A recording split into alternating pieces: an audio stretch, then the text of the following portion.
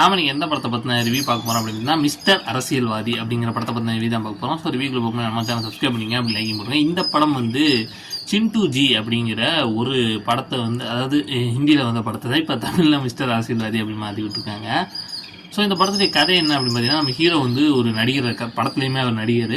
So கொஞ்சம் ஃபேமஸான நடிகராக இருக்காப்புல. ஸோ அவர் வந்து என்ன பண்ணுறாருன்னா, இந்த மாதிரி அரசியல்வாதி ஆகணும் அப்படின்னு அவருக்கு ஒரு எய்ம் வருது. ஸோ அவர் சொந்த ஊர் மக்களை பார்த்து இதுக்காக பேசி அங்கே ஓட்டு வாங்கி ஜெயிக்கலாம் அப்படிங்கிற மாதிரி ஒரு பிளான் பண்ணிட்டு வராப்புல.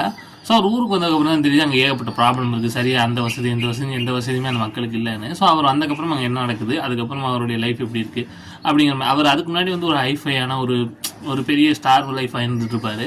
ஸோ இங்கே வந்து இந்த மக்கள் படுற கஷ்டத்தெல்லாம் பார்த்துட்டு அதுக்கப்புறம் என்ன மாதிரி நடக்குது. இப்போ இந்த படத்தை எடுத்துக்கிட்டிங்கன்னா, இந்த படம் வந்து ஒரு நல்ல கான்செப்ட். பட் ஆனால் ரொம்ப ஏதோ ஏனோ எடுத்து வச்சுருக்காங்க. சில காமெடி போர்ஷன்ஸ்லாம் இந்த படத்தில் வச்சுருக்காங்க. ஆனால் அதெல்லாம் ஏன் வச்சாங்கன்னு தெரியாத அளவுக்கு தான் இருக்குது. எனக்கு பொறுத்தளவுக்கு ஒரு நல்ல கான்செப்ட், ஆனால் ரொம்ப மோசமாக எடுத்துருக்காங்க.